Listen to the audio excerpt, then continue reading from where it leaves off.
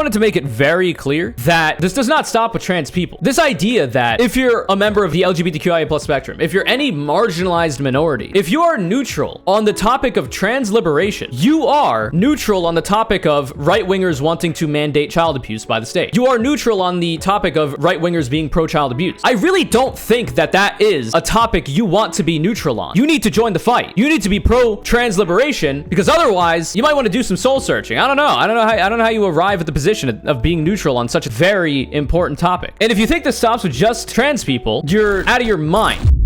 So I was scrolling my Twitter timeline, as I often do. I have an unfortunate habit, which is going on Twitter. None of us are without sin. It is what it is. I mean, I tried to fix the problem, but eventually become part of my job, so I can't really not do it, you know? And I come across this deranged nonsense. For friend of the show, Doe, it says, cis people can organize entire federated states to track, hunt down, kidnap, and murder queer people. Nobody bats an eye. And if I say that all 55 of those politicians should be made to be too afraid to ever do anything like this again, I'm being, quote unquote, too radical. And this is in response to the Idaho bill that passed through the House with an overwhelming majority, which essentially makes, as this tweet suggests, providing gender-affirming care to trans teens a felony with a life sentence, and makes leaving the state with your trans teen to move elsewhere and provide them with care a felony as well. So essentially, it is a continuation of the state-mandated child abuse and genocide of trans people, especially trans kids, that the conservative and right-wing elements of our society have been very excited to support because they are pro-child abuse. I've talked about this in previous videos, the Marjorie Taylor Greene video, Marjorie Taylor Greene is a danger to children, the most recent Matt Walsh video debunking Matt Walsh's demonic pro-abuse arguments. I've talked about this extensively recently, and I will continue to do so because it's very important in my opinion for people discoursing online, especially, to reframe a lot of what they've been talking about. Was a major sticking point of the previous video. And it goes along with this idea that Doe suggests, this idea that you're being too radical or uncivil if you're going so far as to say that a very mundane statement that politicians should be afraid from mandating child abuse and advocating for the genocide of a marginalized group based on immutable characteristics that they have no control over.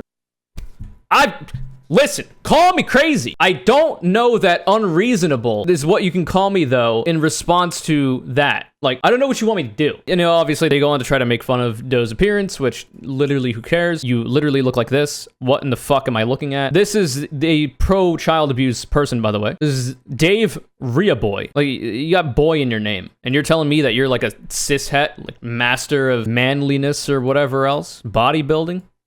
Come on. So what's really annoying about this, and why Doe is incredibly correct, and how this is not a bad take whatsoever, even though this person is pretending that it is, they say, yet if I say that all 55 of those politicians should be made to be too afraid to ever do anything like this again, I'm being quote-unquote too radical, uncivil. What's interesting about that is that the civility doesn't start when you respond to marginalization, dehumanization, legislation of state-mandated child abuse, etc., etc. Civility doesn't start there. Was it civil when Greg Abbott mandated child abuse through the state? Was that civil? No. So why the fuck are we expected to be civil in response? Was it civil when people were trying to stop gay people from existing by legislating away the ability to have a gay marriage? Was it civil when a variety of legislation was in place to stop people from essentially existing as gay people, to remain closeted? Was it civil when black people were literally stolen from a country and forced to be property and do labor for slave owners?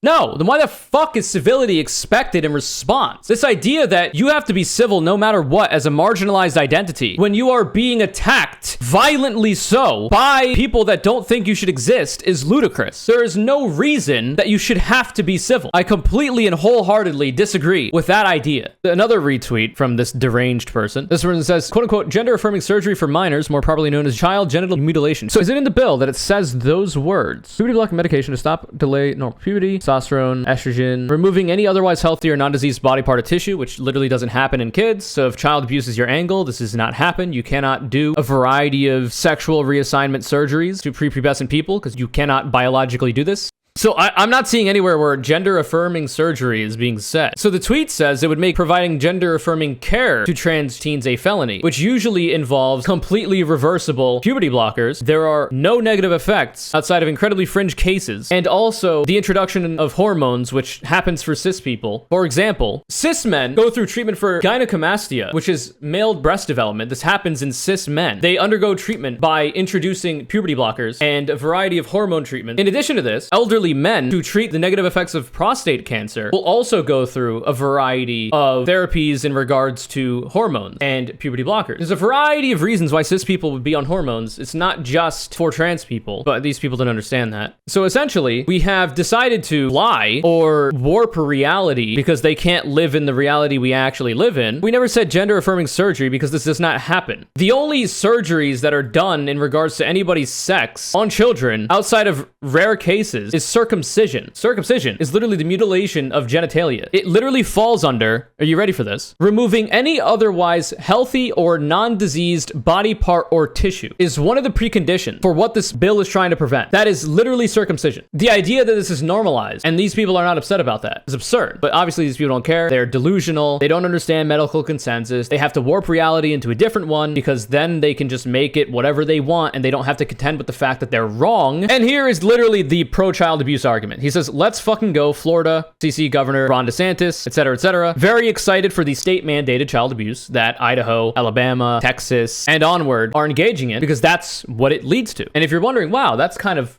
a bold charge, well, check this out. The well-understood definition of child abuse is any recent act or failure to act on the part of a parent or caretaker which results in death, serious physical or emotional harm, sexual abuse, or exploitation. This can manifest in a variety of ways. It's a very broad definition, as it should be, because child abuse is not one ubiquitous thing. There are a variety of ways that children are subject to abuse by abusers. And in this case, specifically, this is in regards to transphobic parents, but it's also the prescriptions that right-wingers will give to parents if their children come to them in a vulnerable moment and express that they have some thoughts about their gender identity that are contrary to the norm. And also, the proper medical consensus on how to deal with such an issue is being legislated away in the bills that we were just looking at. Often what is done to trans kids is child abuse. Number one, the refusal to affirm a child's gender identity can lead to emotional harm. Obviously, if you have a verbal disagreement with a child and you're a transphobic parent, you don't understand basic biological concepts, you don't understand basic science, you don't agree with medical consensus, and you have this opinion that your child doesn't know what the hell they're talking about or whatever, when obviously they seem to be more educated than you on the topic if they're even able to conceive of these differences in their gender identity, it can lead to emotional harm. It can also lead to physical harm if those altercations, those verbal disagreements that progress to verbal abuse also progress to physical abuse, which does happen even outside of the whole trans thing. That is child abuse. This is often the case for abusive parents. Also, to force a child to go through the puberty that doesn't match their gender identity quite literally forces them to have changes undergo in their body that are not reversible, that will cause them mental stress in the future, that will make them more likely to be depressed, that will make them more likely to develop negative emotional states and habits, will make them more susceptible to suicidality as well. The whole 40% thing that you see is the self-reported attempts for suicide by trans people. That number goes down if you affirm the gender identity of a trans person. The primary reason why trans people even conceive of the very drastic option of taking their own life is because they live in a society that doesn't accept them for who they are. They're not hurting anybody. And if you just affirm their gender identity and allow them to be themselves, that rate goes down. Number two, to force gender roles on a child that is contrary to their gender identity, quite literally abusive. If you stop your child from, if it's your daughter and they want to play in boys' sports that they're allowed to, if they want to wear camouflage or play with G.I. Joes and you stop them from doing that, like, they're not hurting anybody. You're just going to cause the child mental stress. You're probably going to make the child not like you very much and make the living arrangement worse for the kid for no reason other than they want to do things that you think are contrary to how they're supposed to be because of their birth sex. Same for, boys as well, if they want to do gymnastics or be a ballerina or whatever else. If you force such roles, and even then, like, other social roles, like, you force your child to conform to, the manly roles of never showing emotion, or if you get hurt, just rub some dirt on it or whatever else, which often leads men to negative mental processes in the future in regards to emotional regulation, lack of empathy, lack of ability to be emotionally available to others. It's a big issue that a lot of incels deal with. It's a big problem as well for kids, because these kids are just being kids. They're just wanting to do things that are outside of what you think they should do, and you're stopping them from doing it for no reason. Number three, isolate them from friends and other community members. This is literally what is being legislated currently in Idaho, in Texas, in Alabama. Specifically Texas, you have, as a teacher, you have a quote-unquote duty to report if you hear that the parent of a child is affirming their gender identity, aka following medical consensus on the issue, or if the child expresses any kind of thoughts or feelings about their gender identity being contrary to their birth sex. They have a duty to tell the parents that, to tell the school that, to tell the state that, and usually that will lead to negative social ramifications for the child. If they don't report that, those teachers can lose their job, can get into legal problems. It's essentially intimidation tactics for those people, but when it comes to the kids, it is child abuse, because isolating somebody from otherwise supportive and healthy relationships in their community is literally abusive. That's what abusers do all the time. The big example that I give is abusive husbands. They will often stop their wives that they are abusing from meeting with their friends, because that abusive husband understands that those friends, if they hear about what the husband is doing, those friends will try to help the wife who's being abused. If you can cut people off from those support systems, it makes it so that you can continue your abuse without a problem. It's the same thing here. If the transphobic parent is abusing their child, and the only way that the child can get support is by going to teachers, by going to medical professionals, by going to other family members or friends, that is the same thing, because then those people will try to help that kid. Those people can teach that kid that what is happening is abusive, and they can hopefully try to find a way to rectify the situation. Literally just abuser tactics. Number 3, to kick trans kids out of their home. Another big one that transphobic parents will do. I don't think I need to tell you how that's abusive. And then so-called conversion therapy, which is literally just torture. This is all falling under the umbrella of child abuse.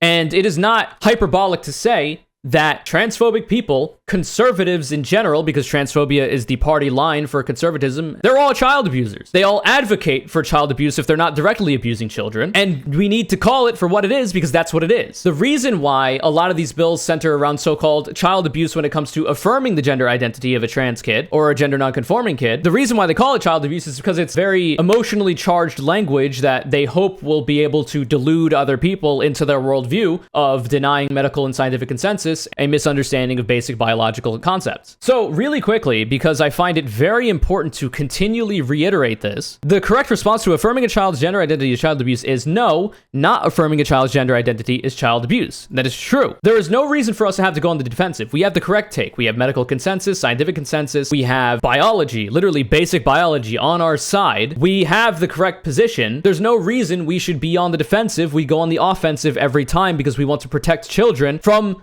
the conservative child abusers like this person. In addition to this, it is projection what the right wing is doing. They are claiming that the pro-trans people are doing child abuse so that the pro-trans people then have to defend and be like, no, we're not. It's not actually. Because that takes the conversation away from the fact that those right wingers are literally trying to legislate it. They're trying to legislate state-mandated child abuse. It is what it is. That's why they do this. That's why this is the talking point. So from this, I wanted to make it very clear that this does not stop with trans people. This idea that if you're a member of the LGBTQIA plus spectrum, if you're any marginalized minority, if you are neutral on the topic of trans liberation, you are neutral on the topic of right-wingers wanting to mandate child abuse by the state. You are neutral on the topic of right-wingers being pro-child abuse. I really don't think that that is a topic you want to be neutral on. You need to join the fight. You need to be pro-trans liberation, because otherwise you might want to do some soul searching. I don't know how you arrive at the position of being neutral on such a very important topic. And if you think this stops with just trans people, you're out of your mind, and I will help you understand that. So I've constructed an analogy for you, okay? And I think it's a good one. This is what I have called, and this is a working title, okay? The right-wing civil rights ladder dilemma, okay? It's a bit long. The acronym is not that great. It's a working title. So I imagine you're all familiar with how a ladder works, but if you're not,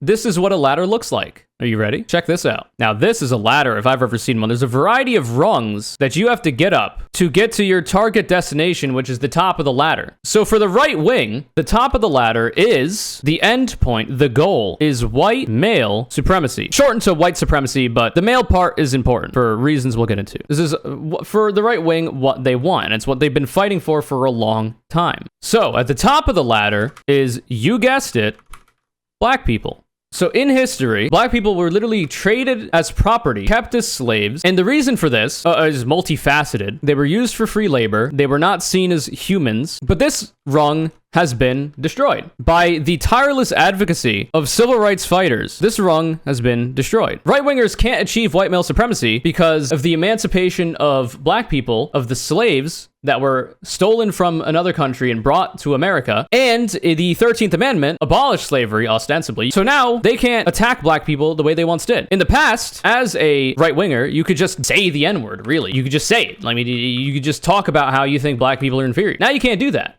which is a good thing, because there's the civil rights fights that happened. So now, where do you go next? I mean, you've lost this rung to achieve what you wanted to achieve. The next rung, then, is non-white people, quote-unquote. Whatever that means. Historically, it's meant a variety of things. In the past, Italian people, for instance, were not considered white. Now they are. Same with Polish people, same with Irish people, but all of those people eventually would be lumped back in. Now, through civil rights fights, particularly involving the rights for black people as well, but all marginalized minorities, the rung for non-white people has been destroyed as well, which is a good thing, because now they cannot achieve their end point. Next, so who's next on the chopping block? On today of all days, at time of recording, at least an hour and 23 minutes ago, International Women's Day, it's women. I'm pretty sure if they could, they would try to live without women, but they understand that it's kind of necessary for women to exist in order to create more human beings. So you kind of got to keep them around. So instead of trying to get rid of them, the way that they've decided to do this is by trying to treat them like property. So that's through restricting access to abortion, restricting access to contraceptives, restricting access to comprehensive sex education. It allows them to control women's sexuality, control women's individuality, make them more dependent on men, and therefore make them akin to property. In the past, they were literally just property. Women could not vote, women could not do anything without the consent of the husband or the father, and it goes on. But now, because of fights to get equality for women, and none of these fights are finished, by the way, that's why the ladders are only broken. They're not removed, okay? Because of fights for the equality of women, this rung, too, has been broken. Can't use it. So next up, we have gay people. And this includes lesbians, this includes bi and pan people, literally any queer people in sexuality. I'm just gonna use the term gay people because it is the talking point of the past. So there's a long history of LGBTQIA plus rights. Previously, you were just intimidated out of being out as gay. People were hate crimed, assaulted with no recourse. The idea for these people to achieve the goal of being able to climb this rung is essentially the eradication of gay people. They tried with conversion therapy, which is literally just torture. It doesn't work. They have to, through social means, try to stop people from being out as gay and groom children unironically into being heterosexual in the way that they want them to be by forcing gender roles onto them, by being abusive to them if the child ends up understanding themselves to be some kind of gay. The way that this rung was destroyed is multifaceted, but the major one, at least in modern history, was the Supreme Court and Barack Obama legalizing gay in 2015, legalizing gay marriage. It has become not good for right-wingers to openly talk about how they don't want gay people to exist. You don't see that very often, and when you do, those people get maligned, rightfully so, as bigots, as not good people to associate with, and as not serious people, so they can't do that anymore either. So who's next? Who of all people is on this final rung? And there's probably more rungs, but currently for this very simple diagram, we're going to be as simplified as I can be, okay? Who is next? I wonder who it could be. You guessed it. It's trans people. Currently, for however it's happened, I don't know how the left broadly, liberals, have allowed this to be the case, but for some unknown reason, it is currently seen as acceptable, quote unquote, to be openly bigoted to trans people, to literally legislate genocide of trans people, to legislate child abuse of trans kids. You can get away with this currently. You can't do that with gay people. You try to do some anti-gay legislation, you might be able to try, but you'll face more pushback. If you try to do that with women, you could try, but you'll face more pushback. They do try, by the way. They face the pushback. Sometimes they're successful, sometimes they're not. Try to do this with non-white people, try to do this with black people. You get more pushback. For trans people, you get pushback a little bit, but not nearly enough. Trans people are currently on the chopping block. So the way that we would want to break this rung is probably going to be similar to gay people. It seems unlikely that legislative means through the Democratic Party will be successful given the makeup of Congress, the Supreme Court. Ideally, we'd be able to get some case to the Supreme Court and have a ruling in our favor. There are other avenues as well, I'm sure. It just seems more unlikely. Though I suppose all of it seems unlikely in the hell world we live in. It's certainly not impossible, and we are currently in the fight to break this rung. You are here, as it were. So you might be thinking, how does this ladder analogy really work? Well, now we've got to draw somebody climbing the ladder. Who's this guy? I don't know. Kind of ugly, though. We can get a little more detailed with it. We got some bozo climbing the ladder. So currently, they're not able to reach the ladder. If we were able to break the rung that allows them to marginalize, dehumanize, and in the case of the bills that have been introduced, attempt to genocide trans people, they would not be able to be on the ladder at all. They would not be able to reach it. They're on the ground then. They fell over. They fell off plus L plus ratio. However, unfortunately, because this work has not been done yet to solidify the rights that affirm the humanity of trans people and liberate trans people, this is the rung that they're currently on. Now, the interesting thing about ladders is that once you get on one rung, you can then climb up to the next one. So what they're doing with the fight against trans people on the right-wing side, they're attempting to create the conditions for them to repair the next rung when it comes to gay people. Right-wingers are not, they're not quiet about the idea that they want to undo the Supreme Court decision that legalized gay marriage in 2015 and a variety of other legislation that protects the rights of gay people. They will openly talk about it. They just receive a lot of pushback, so often they're using dog whistles and all this other kind of nonsense. However, if they're on this rung to begin with, they can then start repairing the rung above. If they do that, if they're able to repair this rung, they can then reach the next one and start to repair that one so that they can marginalize, dehumanize, and make women property again. They still do this. They're trying to skip the step here, which, I mean, you could interchange these if you really wanted to. They already do this when trying to overturn Roe versus Wade, try to restrict abortion rights, try to restrict contraceptive access, try to restrict a variety of family planning, things that make women more independent and make them more equal. If they're able to repair that rung, they move on to all non-white people. This includes indigenous, brown people, Jewish people, anybody not considered white. If they can do that, they can move to the next one. And then eventually they get to their endpoint of white male supremacy. The dilemma for them is that through the civil rights era and continued civil rights fights, the rung for black people has been broken, not destroyed. Once it is destroyed, they can't possibly reach it, which requires systemic change to the systemic racism that plagues our society, the white supremacist structure of our country. Continued civil rights action broke the rung for non-white people, so they had to move on to focusing on women. Continued civil rights fights for the equality of women forced them to fall down another rung and target gay people. Continued civil rights broke that one, forced them to move down to trans people. So what we, as anti-child abuse, anti-fascists, anti-white supremacists, anti-conservative people need to do is break the final rung. We need to break it by legislating the humanity of trans people, making it harder for them to attempt to repair the rung so that they then fall down where they belong, I don't know, into hell or whatever. This is what needs to be done. And I say all this to suggest that if you think you're safe just because you're a cis woman or because you're not gay, or if you're just gay and not trans, if you're a cis gay, if you think you're safe at all, if you're a marginalized group, you're not. Because if they can solidify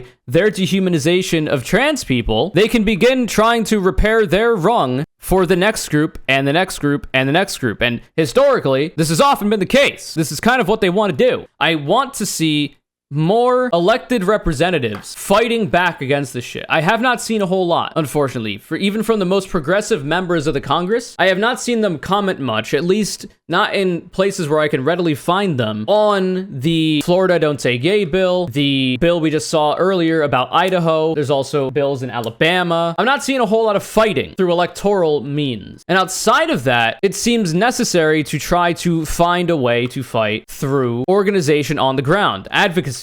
In the wake of all of this legislation that is absolutely reprehensible and disgusting, trans people are at risk, not only from the direct results of this legislation, those results being intimidating parents into not affirming their child's gender identity if they are more amicable to doing that, to try to propagandize parents to be transphobic so that they don't even attempt to affirm it and are complicit in child abuse in that way, to increase likelihood of suicidality in trans people because they are aware that to affirm the gender identity of a trans person makes their likelihood of attempted suicide incredibly low. They understand that that percentage goes up if it becomes harder to live as a trans person. They are attempting to do violence to trans people by forcing those kinds of negative conditions on a people where stats have shown will increase their likelihood of suicidality, which is not a hyperbole to say that they want to see trans people kill themselves. If they had their way, they would likely just want to do it themselves. If you look back to regimes like Hitler's Nazi Germany, which some people might say is a hyperbolic comparison, using it as an analogy, some of the first books they burned were on science and medical records around trans people. They kind of targeted people in a bit of a hierarchy as well. well, surrounding Jewish people, the elderly, mentally and physically disabled people. The list goes on. It's a similar kind of concept. It's the same tactics repackaged, but to a lesser extent because civil rights have advanced to the point where they can't really do that anymore. It's a good thing. However, not only that, but assaults on trans people just living their lives not hurting anybody will go up if these bills pass. Transphobes, bigots in general, will feel emboldened by these bills and will be more likely to be militant in their aims to stop trans people from existing. And it was the same for gay people and still is. Gay people are still victims of hate crime. It's the same for women. It's the same for black and brown people. Same for Jewish people. It's all linked together because the end point is the supremacy of the white man. The white male. And then if you want to get more granular, the white male property owner, rich white male, there's a whole bunch of different ways to go. But that's the topic for discussion of another day. So for all the trans people out there, you need to familiarize yourself with lethal or non-lethal self-defense options and try to get training for the use of those options. You need to find a way to defend yourself. So the lethal option is obviously a firearm, but not everybody is responsible enough to own a firearm. Not everybody, and this is just all people, but also specifically trans people, because they are included in all people. Not everybody is responsible enough to conceal carry, which you would have to do in order to take that kind of lethal defense option with you. And if you do not think that you can handle the responsibility of a firearm, non-lethals do exist. There's stun guns, you know, the things where you zap a person by sticking it into them. It's close range, unfortunately. So it's not the best option, but it is certainly an option. Pepper spray is a longer range option that should hopefully deter attackers as well. If you can utilize it effectively, is also non-lethal. You should be carrying these things and train in their use. The important part of that is train in their use. Having the tool doesn't really mean a whole lot if you don't know how to use it. If you're trying to build a house, but you don't know how to use a saw or a hammer, you're going to build a pretty sorry house and you might just hurt yourself by accident. You have to train in the use of the tools in order to defend yourself. It's very important that you do this. And it's necessary because hate crime rates are going to skyrocket if these bills are passed. The right-wing propaganda machine basing all of this anti-trans stuff around quote-unquote child abuse, which they did with gay people, by the way, is a method of saying, oh, these people are doing some of the worst imaginable acts, abusing children, so anything that you do against them to save those children is justified. That's the idea behind dehumanization, which happens with all of these people as well. They're not the same kind of human, so whatever you do to them is fine. It emboldens bigots to commit these heinous acts. It's likely to happen, unfortunately, that these rates go up. It is very important that we fight for the rights of all marginalized identities, because if one rung of the ladder is repaired by the right wing, the next one can be repaired, and the next one can be. It's very important we fight for the rights of all marginalized people so that we completely remove the ladder. Ideally, this ladder just wouldn't be here. This entire thing wouldn't be here, but we're not there yet. Hopefully we will get there. And I believe we will get there. It'll just take time. My firm belief is that in however long it takes, the actions taken by the legislature in Idaho, in Texas, in Alabama, and around the country that are anti-trans will be seen as some of the most heinous acts ever committed against marginalized groups. In hindsight, a lot of people that might have otherwise not understood that will see that for what it is, because that's been the case for slavery with black people and other non-white people. We now understand that to be a horrible stain on the country. People also understand this when it comes to women. People also are beginning to understand this when it comes to gay people, which is why it's harder for right-wingers to attack these groups and why trans people are now on the chopping block. It is my firm belief that that will be the case, but we need to do a lot of work to make that happen.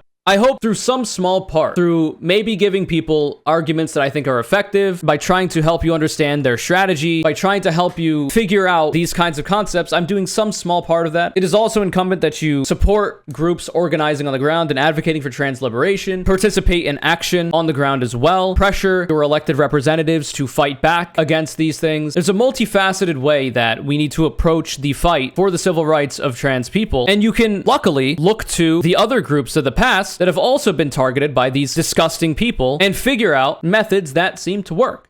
Very important that this happens. I have a lot of empathy for my fellow trans people out there, and you should too. Even if you're not trans yourself, if you're cis, if you're not gay, if you're straight, if you consider yourself to be an ally, you cannot be neutral on this issue. Support trans liberation. You have to fight against the anti-trans, and in the case of this, most recent bills we've seen, state-mandated child abuse. You have to be against it. You have to call it for what it is, and you have to fight back. Anyway.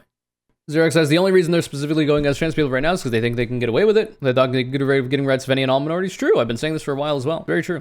I'm hoping that this helpful little infographic is kind of elucidated to people. I don't think I'm breaking new ground with this idea. I think this is pretty understood by a lot of people, but if it's not understood by some, or if this is a helpful way for people to talk to others who don't understand it, then, you know, maybe that's helpful. I don't know. When it comes to this legislation, the cruelty is the point. People who push these types of legislation can only speak the language of cruelty and monstrosity. True. You told us to get guns. I said lethal or non-lethal, depending on which one you think you're responsible enough to handle. I advocate for non-lethals because I know there are people that cannot or don't want guns. In fact, I would say that non-lethals are probably the best option. I don't think it's extremism, though. So what do you want, really? If there is a person being attacked, should they just be attacked and die? Because a bigot doesn't think that they should exist? Or should they at least have the potential to defend themselves? If a person is physically weaker than the attacker, that's why guns were invented. I don't give a fuck how you identify. I'm non-binary too, and I don't think it sounds crazy. I don't give a fuck. Shut up. You seem to have misunderstood the argument for people to be able to defend themselves with the idea that you think I'm saying that we need to, like, take up arms and go, like, storm some buildings. Like, that's not what I've said. I'm saying that if you have the ability, find implements to facilitate your own self-defense if you are trans or queer, because the likelihood of being hate crimed will increase with this legislation being publicized, much less being put through and signed into law. I'm being realistic. We could see this happen in the past with other civil rights fights. You sound like a right-wing extremist. You sound like a fucking idiot. Shut the fuck up. Listen, if you're fine with marginalized groups being attacked by people that wish to do them harm, if you're fine with those people just getting killed or getting maimed because they didn't have the opportunity to defend themselves, that's not a position I don't think you would hold. That's not a position I would hold, and you're not a person I need in my community. Pretty sure they're just trolling. It is what it is. This video is CONURE, CALLOUT a Scar. Thanks so much for being a consistent member of my live stream chat and community. Keep up the good work. If you'd like to be the next CONURE, CALLOUT, all you gotta do is follow me on Twitter @CONURECC, retweet my video links when they go live, etc., etc. Remember to subscribe to the channel, put all notifications on when you hit the bell, leave a like if you'd like, comment something down below. I really don't give a fuck. Have a good day.